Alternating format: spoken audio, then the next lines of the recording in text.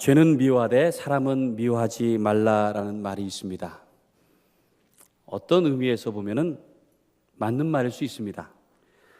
사람 자체를 무조건 비판하거나 또 정죄해버리는 것, 이것은 옳지 않다는 그런 뜻이겠죠. 그런데 이 말 때문에 하나님에 대해서 오해를 하게 되는 경우가 있습니다. 마치 하나님께서는 죄는 미워하시고 죄인은 미워하지 않으신다라고 생각을 하게 됩니다. 그래서 내가 어떤 죄를 지어도 그 죄만을 미워하시고 죄를 지은 나를 감싸주시고 덮어주시고 또 용서해 주신다라고 그렇게 생각을 하게 됩니다. 그러다 보니까 하나님께 용서를 구하기만 하면은 모든 죄가 그 순간에 다 사라져버린다라고 그렇게 생각을 하게 됩니다. 그래서 죄의 대가에 대해서 조금은 가볍게 여기는 그런 경향을 갖게 됩니다. 하지만 성경을 보니까요, 성경에서는 그렇게 말씀하고 있지 않습니다. 오히려 하나님께서는 죄인을 미워하신다라고 그렇게 기록을 하고 있어요. 하나님께서는 죄와 죄인을 분리해서 말씀하시지 않습니다. 왜냐하면 죄가 따로 있고 죄인이 따로 있는 것이 아니기 때문에 그렇습니다. 결국 누가 죄를 짓습니까? 사람이 죄를 짓는 거예요. 그렇기 때문에 내가 바로 그 죄를 지은 죄인이 되는 것입니다. 그래서 죄의 대가를 치르는 것도 죄가 치르는 것이 아니고요, 사람이 치르는 것입니다. 다른 말로 하면은 하나님께서 죄를 심판하시는 것이 아니고 죄인을 심판을 하신다는 그런 말씀입니다. 성경의 많은 곳에서 하나님께서는 죄인에 대해서 진노하신다고 말씀을 하세요. 함께 우리가 성경을 몇 구절 좀 찾아볼 텐데요. 먼저 시편 5편 5절로 6절 말씀 보면은요, 이렇게 말씀합니다. 교만한 자들 또한 감히 주님 앞에 나설 수 없습니다. 주님께서는 악한 일을 저지르는 자들을 누구든지 미워하시고 거짓말쟁이들을 멸망시키시고 싸움쟁이들과 사기꾼들을 몹시도 싫어하십니다. 또 나훔 선지자는 이렇게 말씀하고 있습니다. 주님은 질투하시며 원수를 갚으시는 하나님이시다. 주님은 원수를 갚으시고 진노하시되 당신을 거스르는 자에게 원수를 갚으시며 당신을 대적하는 자에게 진노하신다. 모세는 또 신명기 6장 15절에서 이렇게 말씀하고 있어요. 당신들 가운데 계시는 주 당신들의 하나님은 질투하는 하나님이시니 주 당신들의 하나님이 분노하시면 당신들을 땅 위에서 멸하실 것입니다. 이런 말씀이 구약에만 있는 것이 아닙니다. 우리가 대개 신약의 하나님은 그래도 사랑이 많으시고 또 자비로우신 하나님 아니겠는가 이렇게 생각을 하는 경향이 있습니다만은 신약에서도 여러 곳에서 하나님의 진노에 대해서 말씀을 하고 계십니다. 신약에 있는 말씀들 좀 같이 보겠습니다. 요한복음 3장 36절에서 아들에게 순종하지 않는 사람은 생명을 얻지 못하고 도리어 하나님의 진노를 산다. 이렇게 말씀하고 있죠. 또 바울은 이렇게 얘기를 합니다. 로마서 1장 18절에서 하나님의 진노가 불의한 행동으로 진리를 가로막는 사람의 온갖 불경건함과 불의함을 겨냥하여 하늘로부터 나타납니다. 골로새서 3장 5절로 6절에서는 이렇게 말씀해요. 그러므로 땅에 속한 지체들의 일들 곧 음행과 더러움과 정욕과 악한 욕망과 탐욕을 죽이십시오. 탐욕은 우상 숭배입니다. 이런 것들 때문에 순종하지 않는 자들에게 하나님의 진노가 내립니다. 이 말씀들은요, 죄에 대해서 우리가 깊이 인식할 것을 요구를 하고 있습니다. 죄를 저지르는 자들을 하나님께서는 얼마나 싫어하시고 또 얼마나 분노하시는지 그것을 우리에게 말씀하고 계세요. 하나님은 이 죄를 지은 죄인을 미워하시기 때문에 그 죄인을 반드시 멸하신다는 말씀입니다.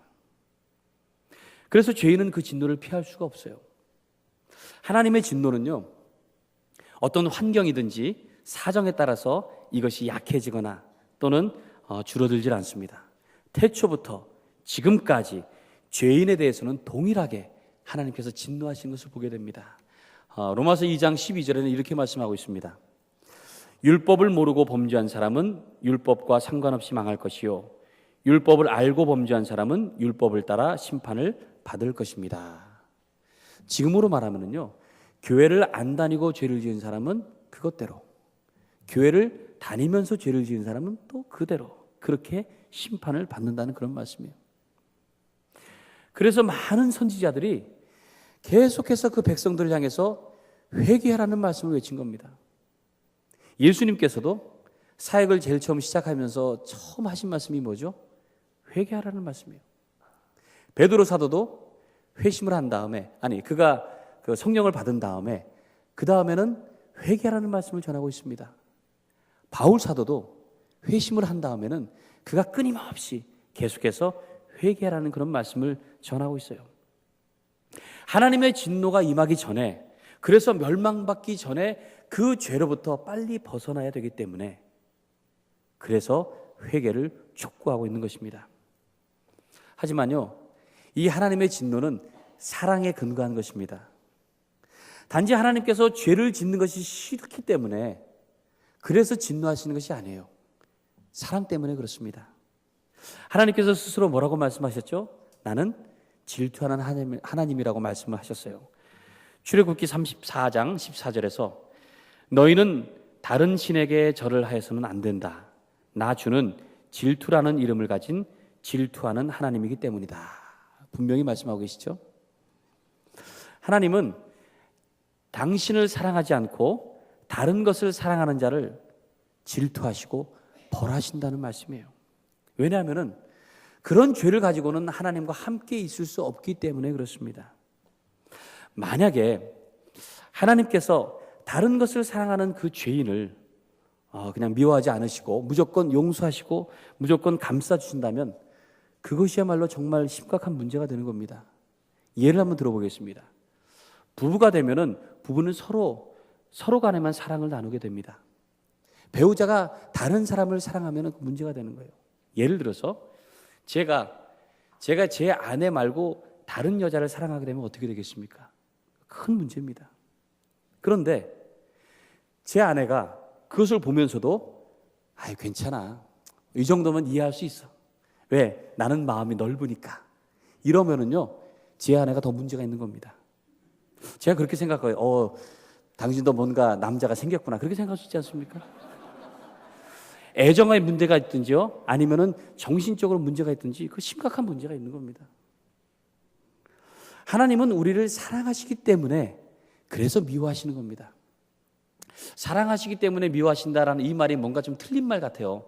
그래서도 세상에 그런 노래가 있지 않습니까? 사랑하기 때문에 미워한다는 터무니없는 말이 아리송해, 그러죠. 터무니없는 말 같아요. 뭔가 아리송하고 이해할 수 없는 그런 말 같습니다. 그런데 그 말에 진리가 있습니다. 그 말에 진리가 있어요. 우리를 사랑하시기 때문에 그 죄 가운데 있는 것을 싫어하시는 거예요. 그래서 미워하시는 겁니다. 그래서 어떻게 해서든 그 죄로부터 벗어나는 걸 원하시는 거예요. 하나님은 죄를 지은 사람을 향해서 불같이 진노를 하시지만요, 하나님은 그 죄인을 또 불같이 사랑하세요. 그래서 하나님의 진노는 이 사랑과 함께 보아야 되는 겁니다. 제가 오늘 말씀을 시작하면서 죄에 대해서 먼저 말씀을 하는 이유가 있습니다. 우리가 죄에 대해서 좀 더 심각하게 생각을 해야 된다는 거예요. 그 죄의 심각성을 깨달아야 됩니다. 바울은요, 회심을 한 다음에 자기 자신의 죄가 얼마나 심각한지를 깨달았습니다. 그래서 그가 쓴 서신들을 한번 살펴보세요. 살펴보면은 그가 죄에 대해서 끊임없이 반복해서 계속해서 죄에 대한 얘기를 하고 있습니다. 왜 그렇습니까? 죄를 얘기하지 않고는 복음을 얘기할 수 없기 때문에 그래요. 하나님의 진노의 그 대상이었던 죄인들이 구원받을 길이 없었어요. 그런데 주 예수 그리스도의 십자가가 그 모든 죄의 문제를 해결했다는 것, 이것이 바울에게 있어서는 가장 크고도 놀라운 복음이었던 것입니다. 그래서 오늘 본문에서 그는 이렇게 얘기를 하고 있습니다. 내가 전에는 회방자요 박해자요 폭행자였습니다. 그러나 그러한 행동은 내가 믿지 않을 때에 알지 못하고 한 것이므로 하나님께서 나에게 자비를 베풀어 주셨습니다. 우리 주님께서 나에게 은혜를 넘치게 부어주셔서 그리스도 예수 안에서 얻는 믿음과 사랑을 누리게 하셨습니다. 하나님의 자비를 깨닫고 보니까 자기 자신이 그 누구보다도 끔찍하고 흉악한 죄인이라는 것을 알게 된 겁니다. 믿지 않을 때 알지 못하고 했던 그 모든 것들, 그것이 얼마나 위험하고 얼마나 큰 죄인지를 깨닫게 된 겁니다. 바울은 이 하나님의 자비가 아니었으면 그 죄로 인해서 멸망받을 수밖에 없다는 것을 그가 알았어요. 본질상 진노의 자녀요, 진노의 대상이라서 이미 멸망받을 자였는데 그 하나님의 강권적인 자비하심을 통해서 은혜를 깨닫게 하셨으니 이보다 더 놀라운 일이 어디 있겠습니까? 그래서 그는 이어서 이렇게 고백을 합니다. 그리스도 예수께서 죄인을 구원하시려고 세상에 오셨다고 하는 이 말씀은 믿음직하고 모든 사람이 받아들일 만한 말씀입니다. 나는 죄인의 우두머리입니다. 나는 죄인의 우두머리입니다. 그가 어떤 사람입니까? 태어난 지 8일 만에 할례를 받은 사람이에요. 히브리 사람이고 베냐민 지파입니다. 그리고 바리새파 사람이에요. 게다가 길리기아 다수에서 태어났고요. 그는 가말리알 문화생에서 아주 최고의 그런 교육을 받았습니다. 날 때부터 그는 남들이 갖고 싶어하는 모든 좋은 것들을 다 갖추고 있는 사람이었어요. 그런데다가 하나님의 일에 있어서는 둘째가라면 서러울 만큼 그 열심을 가지고 있는 열정적인 그런 사람이었습니다. 그가 볼 때에 누구보다도 올바르고 또 확실한 1등 신자인 줄 알았는데 하나님의 자비하심을 깨닫고 보니까 오히려 하나님의 영광을 가리고 회방하고 핍박하는 자로 살아왔다는 것입니다. 정말 죄인 중에서도 우두머리인 거예요. 개역성경에 뭐라고 표현하죠? 죄인 중에 괴수다라고 했습니다. 자기 자신이 그런 모습이라는 것을 깨닫게 된 겁니다. 어떤 사람이 꿈에 천국을 갔답니다. 갔더니 천사가 어떤 책을 하나 이렇게 가져와서 보여주더래요. 그러면서 이 책이 당신이 이 땅에 사는 동안에 있었던 삶을 보여주는 책입니다 하고 주더라는 거예요. 그래서 궁금해서 책을 첫 장을 딱 넘겼습니다. 넘겼더니 거기에 글이 이렇게 적혀 있는 거예요. 그래서 궁금해서 물었습니다. 이것이 무엇입니까? 그랬더니 천사가 대답하기를 당신이 세상에 있는 동안에 행한 악한 행동들이요. 그렇게 대답하더래요. 당황스러워가지고 얼른 다음 페이지로 넘겼답니다. 그랬더니 첫 페이지보다도 더 빼곡하게 그렇게 글이 적혀 있는 거예요. 그래서 이것은 무엇입니까? 하고 물으니까 이것은 당신이 세상에서 뱉은 악한 말들이요. 그런 거예요. 창피해가지고 얼른 세 번째 페이지를 또 넘겼습니다. 그런데 그 세 번째 페이지는 아예 흰 바탕이 없을 만큼 아주 새카맣게 그렇게 적혀 있는 것이에요. 이것은 무엇입니까? 이것은 당신이 세상에 있는 동안에 품었던 악한 생각들이요. 너무너무 창피해가지고 더 볼 수가 없어서 그냥 책을 탁 덮어버렸다는 거예요. 그리고 그 소리에 깼답니다. 우리가 죄악이라고 생각하게끔 하는 우리 행동들이 있습니다. 근데 그 행동들은 그것보다 더 많은 우리의 말들에서 시작되는 것이고 그것은 그것보다 더 많은 우리의 마음에서 나온다는 거예요. 우리의 마음이 그러니 얼마나 더럽고 얼마나 죄가 가득한 그런 마음입니까? 그것이 드러나지 않아서 그렇지, 그것이 우리 가운데서 감춰져 있기 때문에 그렇지, 그렇기 때문에 저나 여러분이나 지금 이렇게 뻔뻔하게 마치 그렇지 않은 것처럼 이렇게 앉아 있을 수 있는 것입니다.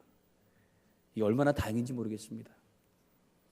우리 자신을 살펴볼 때에 우리 안에 감추어져 있는 그런 죄가 얼마나 많습니까?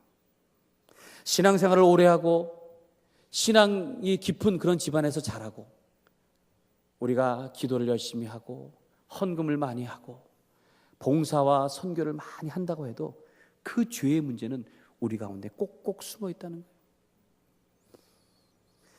그런데 그 숨어 있던 것이 어느 순간에 드러나서 그것 때문에 문제되는 사람들이 얼마나 많습니까? 목사님들 가운데서도 그런 분들이 있잖아요. 그 사람들은 그것이 드러난 것이고 우리는 아직 드러나지 않은 것뿐입니다. 별다를 게 없어요. 무슨 차이가 있겠습니까? 웨슬리 목사님께서 회심하기 전에 그가 자기의 삶을 생각하면서 내가 이 정도면은 구원받았겠다라고 증거로 삼은 조건이 세 가지가 있습니다. 그것이 어떤 건지 아세요? 한번 여러분과 한번 좀 비교하면서 생각해 보시기 바랍니다. 그가 구원받았다고 하는 그런 조건입니다. 첫 번째는 다른 사람들 같이 그렇게 나쁜 사람이 아니었다는 점. 두 번째는 종교에 대하여 계속 친숙하다는 점. 세 번째는 성경을 읽고 교회에 잘 출석하고 또한 기도를 드린다는 점. 웨슬리 목사님은 이것이 구원받은 증거라고 생각을 했습니다. 그런데 회심을 하고 나니까 이것이 큰 착각이었다는 것을 깨달은 거예요. 그리고는 그가 이렇게 고백을 하였습니다. 구원은 하나님께 있고 그로부터 나의 구원이 오는도다. 여러분은 어떻습니까? 나의 죄가 어떤 것인지를 우리가 분명히 알아야 돼요. 하나님을 알지도 못하고 내 마음대로 내 생각대로 내가 판단하고 내가 살아온 그 모든 것, 이것이 흉측한 죄입니다. 이 정도면 괜찮겠지라고 스스로 위안을 삼으면서 마땅히 내가 해야 될 것을 하지 못하는 그 모든 것, 이것이 끔찍한 죄입니다. 거룩한 척하며 겸손한 척하며 선한 척하면서 겉으로 꾸민 모든 것, 이것이 다 더러운 죄입니다. 주님께서는 내가 지은 이러한 죄들 때문에 이 땅에 오셔서 죽으신 것입니다. 내가 죽어야 마땅한데 주님께서 대신 죽으신 거예요. 이런 죄에 대해서 얘기를 하면은요, 대부분 이 죄는 보편적으로 띄워놓고 생각을 합니다. 그래서 죄와 나를 분리해서 그렇게 생각을 해요. 그리고 죄에 대해서는 일반적인 것들만 문제를 삼고 있습니다. 만약에 죄의 보편적인 문제만 해결해야 된다면 예수님께서 이 땅에 오실 필요가 없습니다. 그냥 하늘에서 해결하셔도 돼요. 뭐 우리의 문제, 원죄의 문제, 하나님께서 하늘에서 해결할 수 있지 않습니까? 전능하신 분이신데. 그런데 왜 오셨습니까? 왜 오셨습니까? 내가 바로 그 흉측한 죄를 지은 죄인이기 때문에 오신 거예요. 내 죄를 해결하시기 위해서 내가 죽어 마땅한데, 내가 끔찍하게 그 십자가에 달려서 죽어야 될 텐데 주님께서 대신 죽으시기 위해서 이 땅에 오셨다는 사실입니다. 그렇기 때문에 죄의 문제는 내가 해결해야 되는 거예요. 내가 회개해야 되는 것입니다. 바울은 자기 자신의 끔찍한 죄를 깨달았습니다. 그래서 내가 죽어 마땅한데,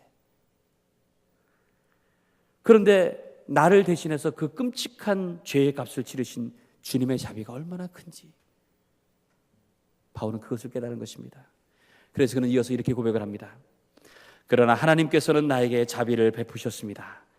그 뜻은 그리스도 예수께서 끝없이 참아주심의 한 사례를 먼저 나에게 드러내 보이심으로써 앞으로 예수를 믿고 영생을 얻으려고 하는 사람들의 본보기로 삼으시려는 것입니다.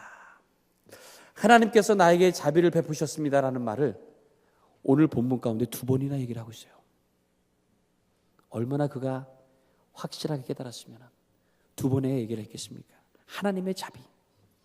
그가 말하는 자비가 어떤 겁니까? 예수를 믿는 사람은 누구나 구원을 얻을 수 있다는 것을 보여주기 위해서 자기 자신을 본보기로 삼으신 바로 그 자비입니다. 가장 대표적인 죄인이에요.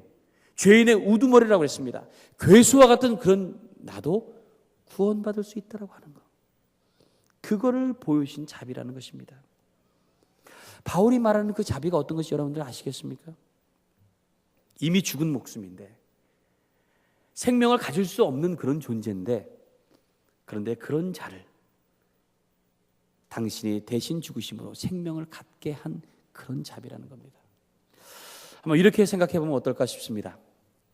어떤 심장병 환자가 이제 그 심장의 기능이 다 해서 더 이상 수술을 할 수가 없습니다. 언제 죽을지 몰라요.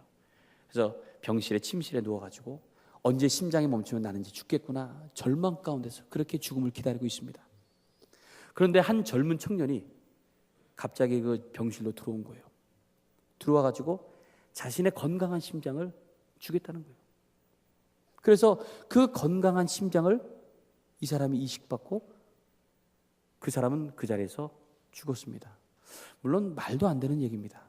그런데 예수님께서 우리에게 생명을 주셨다는 게 바로 그와 같은 경우예요. 내가 죽어야 마땅한데 나는 아무 희망이 없는데, 근데 주님께서 당신의 생명을 나에게 주셨다는 거예요. 나에게 전가시켜 주셨다는 겁니다. 그래서 나 대신 죽은 그 죽으심, 그것이 얼마나 감사한지. 바울은 처음에 자기 자신의 죄가 얼마나 심각한지를 깨닫고 나니까 하나님의 크신 자비하심을 알게 되었습니다. 그러고 나니까 내가 얼마나 귀한 은혜를 받은 존재인가, 자기 자신의 존재를 깨닫게 된 것입니다. 죄가 크다고 여기면 은혜도 큰 것이고요, 죄가 작다고 여기면 은혜도 작은 법입니다. 한 번은 예수님께서 한 바리새인의 집에 초청을 받아 가셨습니다. 그런데 그 자리에, 그 동네에 죄를 지은 한 여인이 그 자리에 왔어요. 그리고 주님 앞에 엎드려서 눈물을 흘립니다. 눈물을 흘리면서 그 눈물로 주님의 발을 씻는 거예요. 그리고는 자신의 머리털로 그 발을 닦고 거기에 향유를 부었습니다.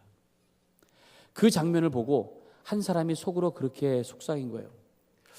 이 사람이 정말 예언자라면 이 여자가 얼마나 큰 죄를 지은 여인인지 알 텐데 라고 속으로 그렇게 생각을 했습니다. 근데 주님께서 그걸 아셨어요. 그리고는 이렇게 비유해 말씀하셨습니다. 500데나리온을 빚진 사람하고 50데나리온을 빚진 사람하고 둘 다 똑같이 그 빚을 안 받겠다고 탕감을 받았다면 누가 더 사랑을 받겠느냐. 그때 베드로가 이렇게 대답을 했습니다. 더 많이 빚을 탕감받은 사람이죠. 그때 예수님께서 하시는 말씀이에요. 이 여자는 많은 죄를 용서받았다. 그것은 그가 많이 사랑하였기 때문이다. 감당할 수 없는 그런 큰 죄, 이것을 용서받고 그것 대신에 생명을 얻었다면 감당할 수 없는 감사뿐일 것입니다. 제가 이 말씀을 준비하면서 저도 참 어쩔 수 없는 그런 죄인이라는 것을 제가 깨달았습니다. 말씀을 전할 때에 하나님께서 주신 대로 그대로 전해야 되는데, 제가 이 말씀을 준비를 하면서도 어떻게 하면 더 효과적으로 전달을 할 수 있을까, 어떻게 하면 좀 더 깔끔하게 또 세상 말로 좀 쌈박하게 그렇게 전할 수 있을까 싶어가지고요, 마우스를 가지고 이 말씀을 먼저 할까 저 말씀을 먼저 할까 이렇게 막 왔다 갔다 하면서 하고 있는 거예요. 저도 어쩔 수 없는 사람이구나. 바울처럼 감동을 받은 대로 그렇게 전해야 될 텐데 저는 마우스를 그렇게 열심히 움직이고 있는 거예요. 아직도 부족한 설교자의 모습을 여러분은 보고 계십니다. 제 설교가 정리가 되지 않았더라도 여러분 꼭 이거 한 가지만 기억하시기 바랍니다. 우리의 죄가 얼마나 심각한지,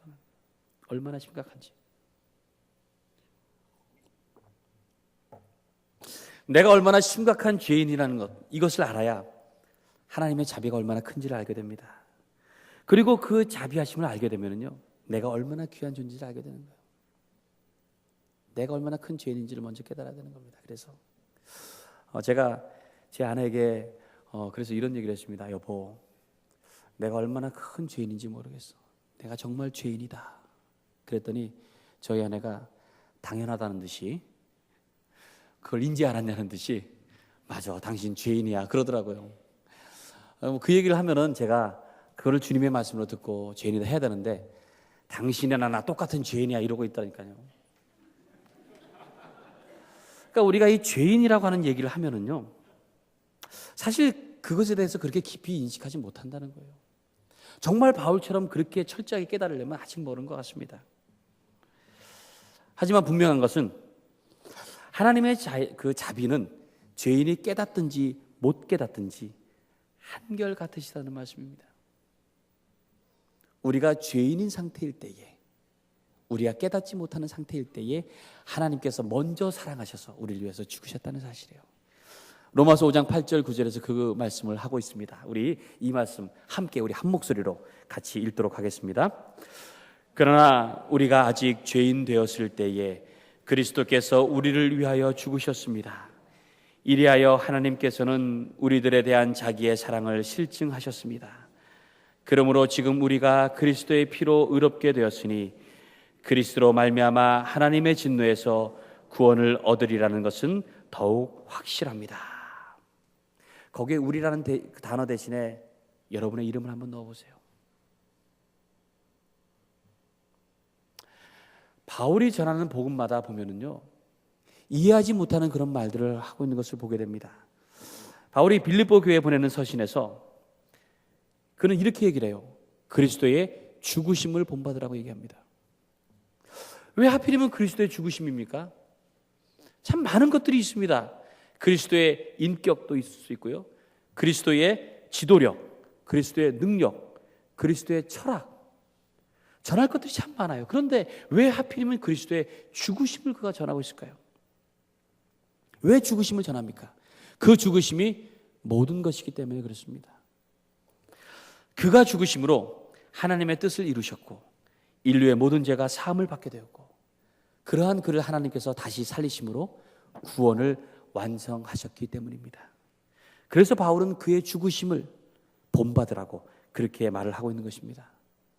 그리고 그는 또 갈라디아 교회를 향해서 이렇게 외치고 있습니다. 내게는 우리 주 예수 그리스도의 십자가밖에는 자랑할 것이 아무것도 없습니다. 십자가밖에는 자랑할 것이 없다고. 이것도 이해하기 쉽지 않은 그런 말씀입니다. 왜냐하면 당시의 십자가는요, 저주의 상징이에요. 집안 사람들 중에서 십자가형을 당한 사람이 한 사람이라도 있으면은 그 동네에 살 수가 없어서 쫓겨나는 정도였습니다. 차마 입에 담기도 싫어하고요, 그 십자가를 생각하는 것조차 끔찍할 만큼 그렇게 꺼려지는 그런 십자가였습니다.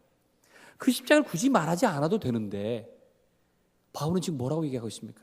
오히려 그것을 자랑이라고 얘기합니다. 자랑이라고. 여러분, 바울은 고등학문을 배운 사람입니다. 무엇이 귀하고 무엇이 수준 있는 것인지 잘 아는 사람이에요. 어떤 것이 더 말씀을 전하는데 효과적이고 어떤 것이 더 영향력이 있는지 아주 잘 아는 사람입니다. 그런 그가 오늘 외치고 있는데 십자가를 얘기하면서 그 십자가가 자랑이라고 얘기를 하는 거예요. 그 십자가가 자랑이라고. 내 출신, 내 학력, 내 경력, 내 공로, 이러한 모든 것들이 오히려 나를 죄인으로 만들어버렸다는 거예요. 나를 끔찍한 죄인으로 만들었는데 그 주님께서 대신 끔찍한 죄를 지시고 그 십자가에 죽으신 십자가, 나는 그것 외에는 자랑할 것이 없다라고 오늘 그 십자가에서 나를 살리신 그 은혜가 가장 소중하고 귀한 나의 자랑거리입니다라고 오늘 그렇게 외치고 있는 것입니다. 바울은 이 십자가의 진리를 깊이 깨달았어요. 그 십자가 당시의 유대인들에게는 거리끼는 것이고 헬라인들에게는 어리석은 것입니다. 그런데 그에게는 그 어느 것보다도 가장 소중한 것이 바로 저 흉측한 십자가, 저 끔찍한 십자가였다는 걸 그가 깨닫게 된 것입니다.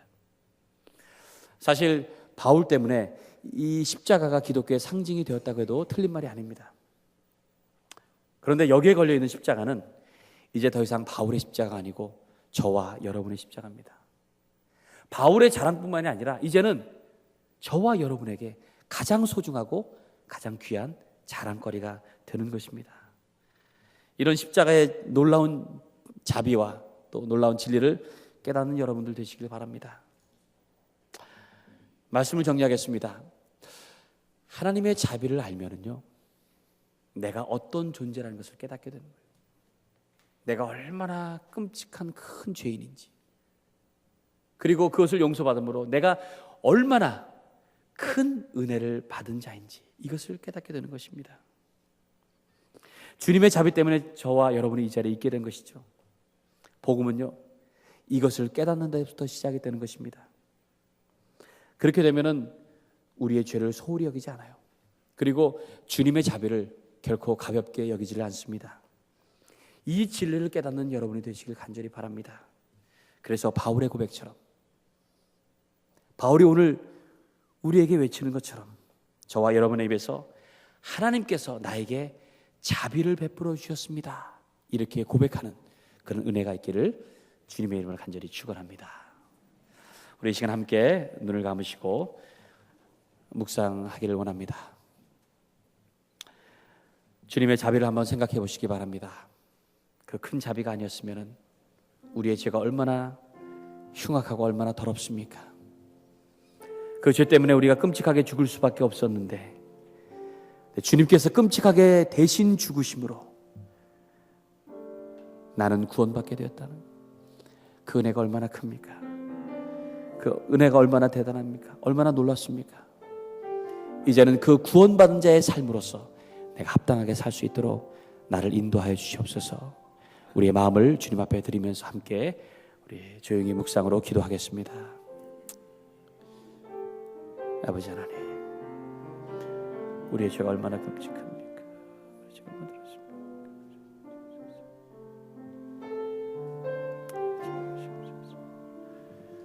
아버지, 그렇습니다.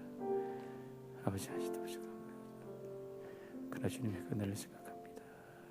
주님을 기억하여 주시옵소서. 우리 마음을 드립니다. 주님. 우리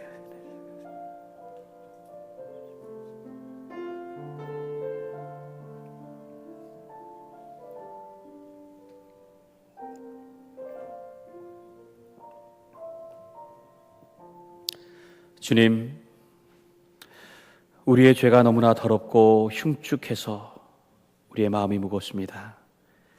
주님의 진노하심을 피할 방법이 없습니다. 하오나 그보다 더 큰 자비로 우리를 대신하여 죽으시고 우리를 그 죽음에서 건지셨으니 그 사랑이 참으로 크고 놀랍습니다.